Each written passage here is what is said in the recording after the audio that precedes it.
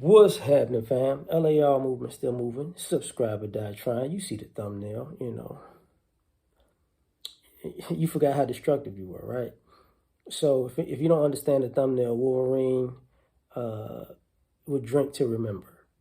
Because he didn't know how destructive he actually was prior to getting shot with that was an adamantium bullet. But that's part. It's not really the bullet, but it's part of his healing factor that his memories get pushed to the back also. So this was inspired because me and a coworker were talking about just life and people. And we're talking about how, he has the belief that, if people could change, but I'm of the belief that that people can change too, but you got to put just as much energy in the destruction when you were younger. The energy that you put into the destruction when you were younger, you have to put just as much energy into the restoration when you're older. And he was like, well, I mean, you older, you just gotta try. I'm like, nah, because you should be older and wiser, and you should be able to, you should have a better plan. Because if you're planning for my opinion is, if you're planning for destruction, whether it was purposeful or not purposeful, when you look at the back end of damage, you should have a plan to fix it.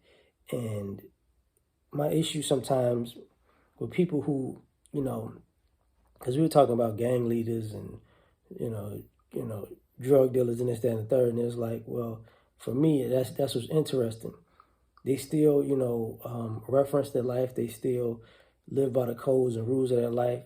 They still are proud in some instance of the things that the notoriety, the infamy that those negative beginnings have wound up with a positive ending for them. But at the same time, they don't have the same amount. It doesn't look like they have the same amount of energy for actually fixing a problem. And I would think about it because I would think about how we talk in these YouTube streets about, people changing the community and fixing the community and changing the family and changing the people. And one thing I will say about the destructive element as far as the street cats, as far as the gangsters and the drug dealers, I will say they're more family oriented stereotypically. Stereotypically, you see these guys and they're normally older and married and they have kids. Not to say that relationships are great, but they have all of that street life makes them kind of lean towards, the importance of having family or having family together. So I got to give them that. But, the community at large, I don't understand this idea, but at least you tried. Because I said, okay, that's probably the issue with America and America's racial issue or issues is that people, yeah, you didn't own slaves, you wasn't around in slavery, but you a benefactor from all of those things, and you're never trying to change, the benefits of the system that's in place. So you still want to basically, reap the residuals of slavery. So a person can view you, different than Thomas Jefferson or George Washington or, you know,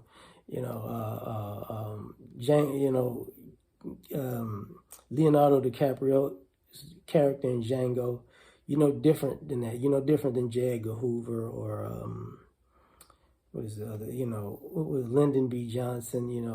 Different than any white president, a senator, Woodrow Wilson. Different than that. Whether you're white or non-white, and you still want the same things to happen. No different from Andrew Jackson to the Native American, right? So it's one of those things where you put it into perspective. Well, I'll put it into perspective is you forgot how destructive you were because you just want to move on from today. You want to start from today and try today. And for me, I'm like, the plan was well thought out, well executed, very consistent, very methodical. You know, you were disciplined to the plan of destroying something or someone or a group of people. So why is it you don't have the same plan and you're not as methodical and you're not as as passionate about fixing the destruction? You know, it's kind of like, you know, how I remember, and I hate to use this reference, but I don't, how people were comparing New Orleans and 9/11 years ago, and one of the mayors of New Orleans said, look, um, we got the city back up and running. The whole city was destroyed.